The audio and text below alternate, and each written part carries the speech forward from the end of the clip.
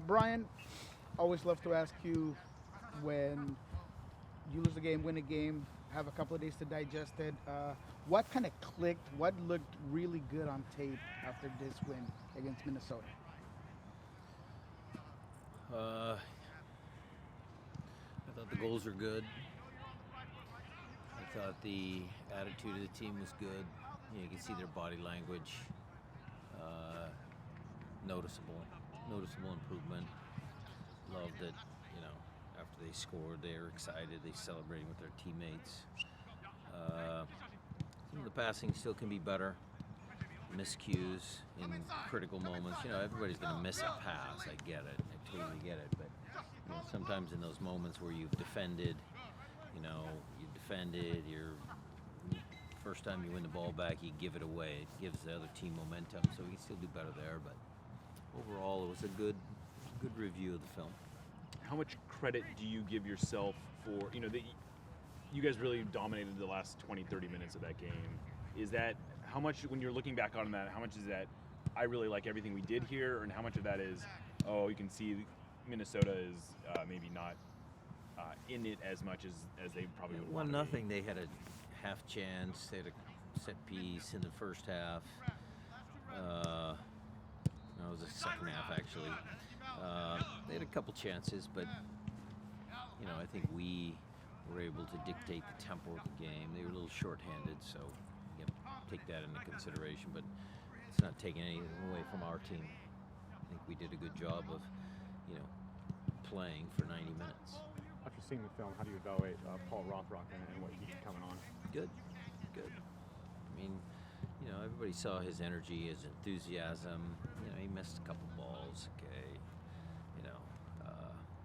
But kid stays with it. Again, I think he's a smart soccer player. I like some of the little things he does, some of the things that, people don't see all the time. But the energy level there was what really kind of stood out. In your post-game locker room talk, you're talking about how he trains and how he's trained so hard. What specifically do you see him do at training that stands out? Well, he works harder and smarter than a lot of guys that are ahead of him. What are your takes on JP's performance? Is that his most complete game this season? Well, I was looking at some version of stats. I'm not a big statistic guy. I read them every now and again. I certainly pay attention when there's certain trends that the team is doing or not doing, but he had like a massive amount of touches. Like one said 200. To touch the ball that many times, you're going to have influence in the game, especially a guy like him who's got a good range of passing.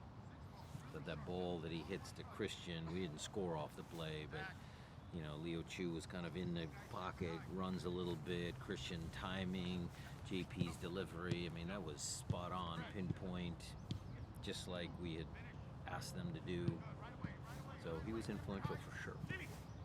What is it that you like about Christian at right back and, what he provides you, obviously at a position that he's helping out on? Well, he's an attack-minded guy because he can get into attack. His defending, he needs to work on that a little bit, but certainly it was what we needed again in that position for that game. We wanted to get out and be on the front foot with our possession, not just on the front foot with hunting the ball and all the other little detail, but we wanted to be on the front foot with our possession. We were a little bit more direct than normal. I think you guys probably saw that first half. We tried to get over on top of them as often as we could, and Christian helped with that. Speaking of right back, how's Alex doing? Good.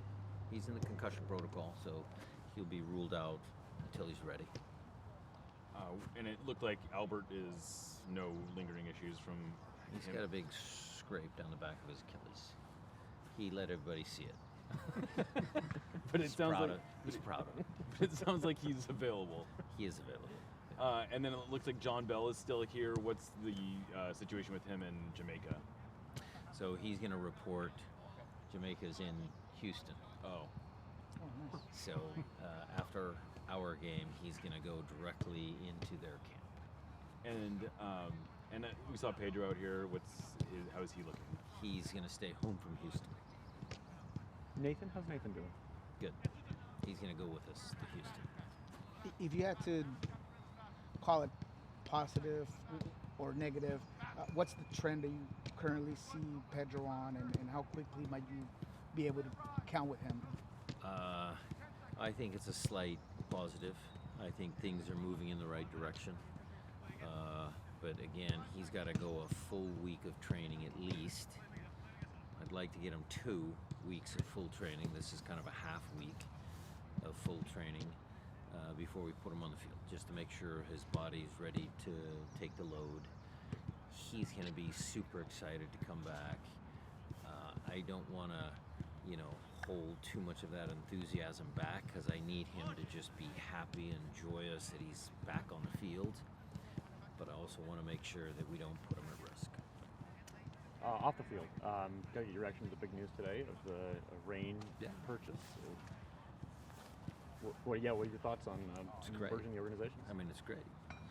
The Reign are an iconic NWSL franchise. Love Laura. I think she does a great job. She gave us good luck in that game against Montreal when we were sitting on the bench before the game. We were just talking about what she does, what I do, just in good vibes. And it's important for soccer in this area. It's not necessarily important that the Reign and the Sounders are under one umbrella. I think that's kind of icing on the cake, but the Women's League is growing leaps and bounds. And World Cup coming, all of the positive things about this facility. There's a lot of really good news on the soccer scene here in the Northwest, and the addition to the Reign to the Sounders family is just one of those storylines.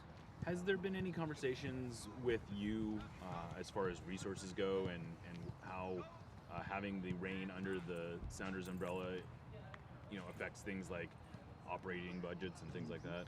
I don't know any of the money.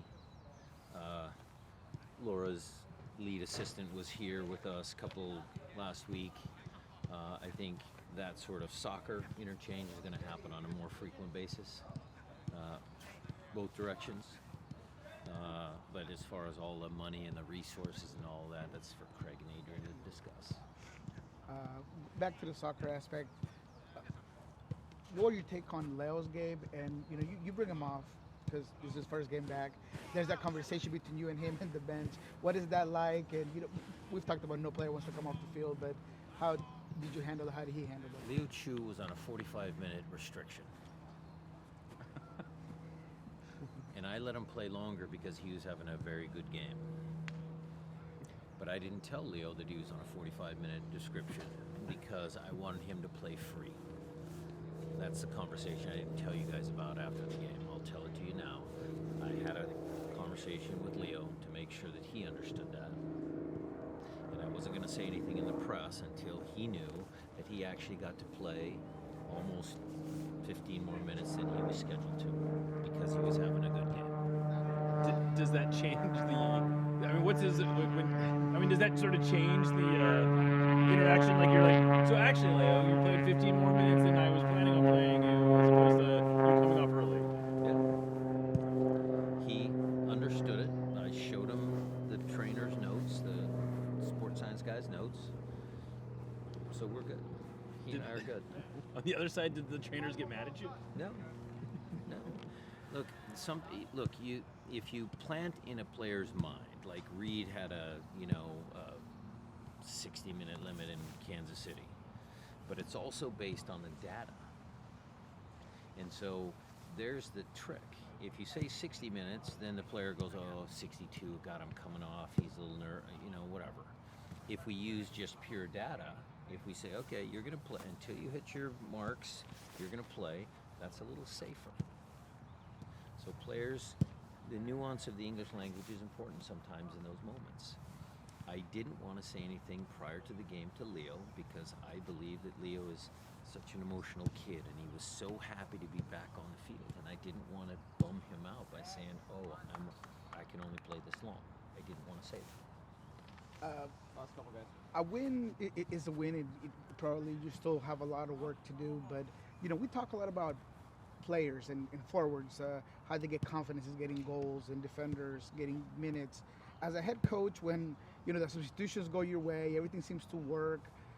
Does that help your confidence of how you deal with things, or is that something, or how do you get confidence as a head coach that what you My plan? confidence is always high. I have confidence in my ability. Thoughts on the Dynamo coming up? 4-4-2, another old guy, Benny. I'm a little older than him, old school guy. I can say has got his team firing. They have a new signing to look forward to. Karakita, I didn't say that correctly, but a tremendous talent. Good team. So who do they play up top? They kind of have all midfielders kind of running around in there. Tricky team to defend. But, it's a good team. Do you get concerned at all about weather delays and how maybe work on making sure that they You saw are the ready weather for report? it? Yeah, we've seen the weather reports coming out of Houston. There's a tropical depression. There's certain things that you can't control. Weather is one of them. We're going to fly down there today, and we'll see, and we'll keep our fingers crossed.